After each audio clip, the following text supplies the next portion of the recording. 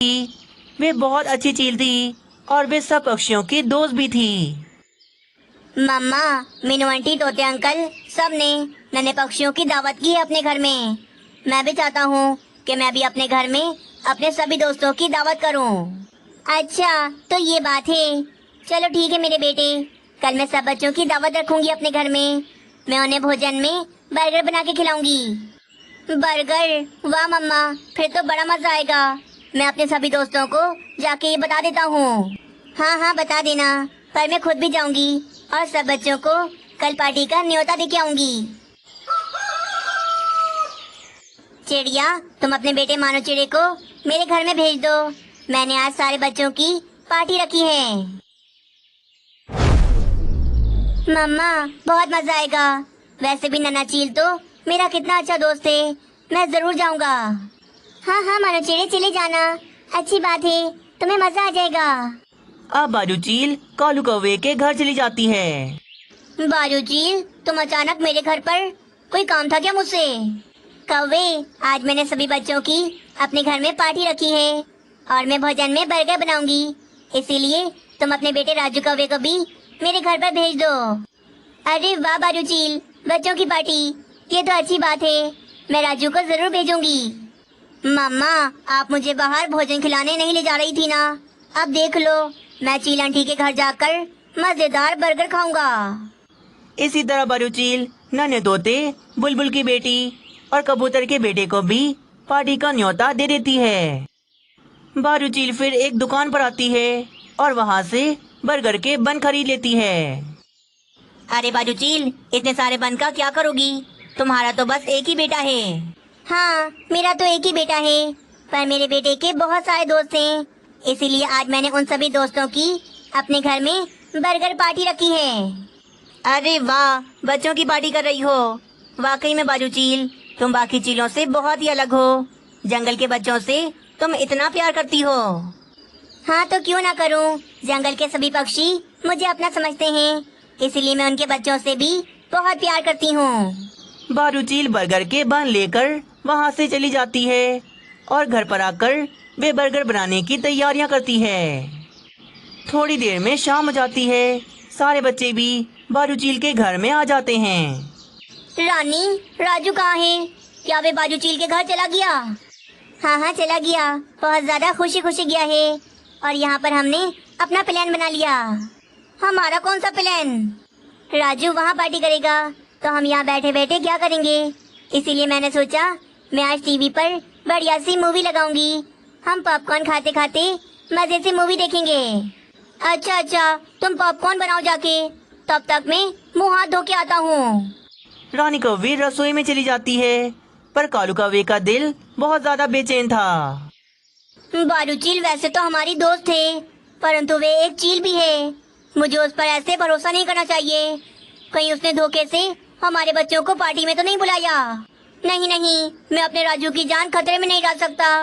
मुझे बाजू चील पर नजर रखनी होगी और नजर रखने के लिए मुझे उसके घर पे जाना होगा। कालू कौवा बिना कुछ बताए वहाँ से चला जाता है और छुपके से खिड़की से वे बाजू चील की रसोई में आकर छुप जाता है। खाओ बच्चों, तुम्हारी चील आंटी ने बहुत प्यार से बर्गर बनाए हैं। खाओ खाओ, पेट भर कर खाओ।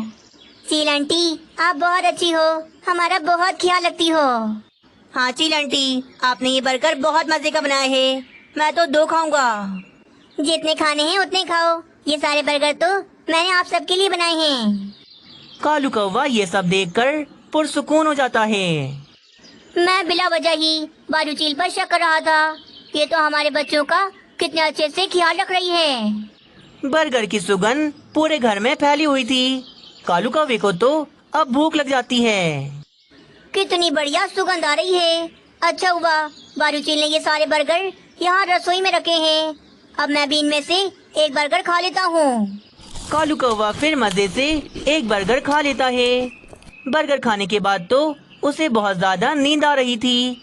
वे तो रसोई में ही सो जाता है। बच्चों, दोबारा आना फिर कभी। तुम सब आए, मुझे बहुत अच्छा लगा। सारे बच्चे फिर बाजू चील के घर से चले जाते हैं। भोजन तो हमने पेट भर कर खा लिया। क्यों ना दोस्तों, हम नदी के किनारे खेलने जाएं। वहाँ ठंडी ठंडी हवा आएगी, बहुत मजा आएगा। हाँ यार, वैसे मेरा भी मन कर रहा है। वैसे भी हमारे मामा पापा को क्या पता चलेगा कि हम नदी के किनारे गए हैं। चलो चलो सब चलते हैं। वैसे अगर हम अपने घर में बता दें तो ये ज्यादा अच्छा रहेगा। अगर हमें आने में देर हो गई तो हमारे घर वाले तो परेशान हो जाएंगे। अरे मानो चिड़े, तुम तो हमेशा डरते ही रहना। बड़े हो जाओ, बड़े हो जाओ, मीनू आंटी तुम्हें कुछ नहीं कहेंगी। बस फिर क्या, सारे बच्चे बिना बताए नदी के किनारे चले जाते हैं। कितनी देर हो गई, ये राजू कहाँ रह गया? कालू जी का भी नहीं पता नहीं कहाँ चले गए। मूवी देखने का प्लान बनाया था, वो भी रह गया। वहीं दूसरी तरफ मीनू चिड़िया, बुलबुल और तोता भी बारू चील के घर पर आ जाते हैं। बारू चील, इतनी लंबी पार्टी कैसे हो गई? मैं कब से मानो चिड़े का इंतजार कर रही थी। कहाँ हैं सारे बच्चे? अरे हाँ, रात होने वाली है। मेरा बेटा तो अभी तक घर नहीं आया। कहाँ हैं सारे बच्चे? मुझे क्या पता पक्षियों, बच्चे तो यहाँ से सारे कब के जा चुके हैं। क्या? पर बच्चे तो हमें से अभी तक किसी के घर नहीं आए। हाँ, मैंने तो बच्चों को जंगल में भी नहीं देखा। बच्चे अगर तुम्हारे घर में नहीं हैं, तो सारे बच्चे कहाँ चले गए? बारू चील, कहीं तुम हमसे झूठ तो नहीं बोल रही? तुमने हमारे बच्चों के साथ कुछ बुरा तो नहीं कर दिया? हाय रे, मेरी बेटी, मेरी मासूम बेटी, अगर उससे कुछ हुआ तो मैं तुम्हें छोड़ूंगी नहीं। मुझे तो शुरू से ही इस चील पर भरोसा नहीं था। आखिरकार वे दिन आ ही गया और इस चील ने हमें डस लिया। मेरा विश्वास करो, मैं भला तुम्हारे बच्चों को नुकसान क्यों पहुंचाऊंगी? वो सारे बच्चे तो मेरे बेटे के दोस्त हैं। ऐसा कैसे कर सकती हो? कैसे कर सकती हो? हमने तुम पर भरोसा किया था, तुम्हें अपना दोस्त बनाया था। सारे पक्षी बारू चील को पकड़ लेते हैं और उसे रस्सियों से बांध देते हैं। मार दो, इसके बेटे को भी मार दो। इस चील ने हमारे बच्चों के साथ बहुत बुरा किया। मामा, मेरी मामा, छोड़ दो, मेरी मामा को छोड़ दो। तोता नन्हे चील को मारने ही जा रहा था, तभी कालू कौवा नींद से उठता है और बाहर आ जाता है।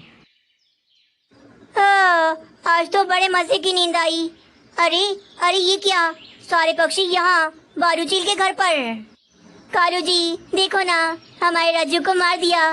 इस चील ने धोखे से हमारे बच्चों को अपने घर पे बुलाया और हमारे बच्चों के साथ इसने बहुत बुरा किया। अरे नहीं रानी, मैंने अपनी आंखों से देखा है कि बारू चील ने बड़े प्यार से हमारे बच्चों की दावत की। मुझे भी भरोसा नहीं था बारू चील पर, इसीलिए मैं बारू चील की रसोई में छुप गया और मैंने सब देखा कि बारू चील ने क्या किया। अच्छा, अगर ऐसी बात है तो हमारे बच्चे कहाँ चले गए? वे अभी तक घर वापस क्यों नहीं आए? बस फिर सारे पक्षी अपने बच्चों को पूरे जंगल में ढूंढने लग जाते हैं। आखिरकार उनके बच्चे नदी के किनारे मिल ही जाते हैं। मम्मा, राजू कवि ने कहा था कि हम सारे बच्चे नदी के किनारे खेलने जाते हैं। बच्चों, मैंने आप सबको क्या सिखाया था कि बिना बताए कभी भी कहीं पर भी नहीं जाते। अगर कालू अंकल ना देखते तो पता नहीं हम बारू चील के साथ कितना गलत कर देते। सारे पक्षी बहुत ज्यादा शर्मिंदा थे कि उन्होंने बारू चील के साथ बहुत गलत किया। वे सारे पक्षी बारू चील से माफी मांगते हैं। जंगल में 4 बड़े बड़े पेड़ थे, जिनमें से कोई भी फलदार नहीं था।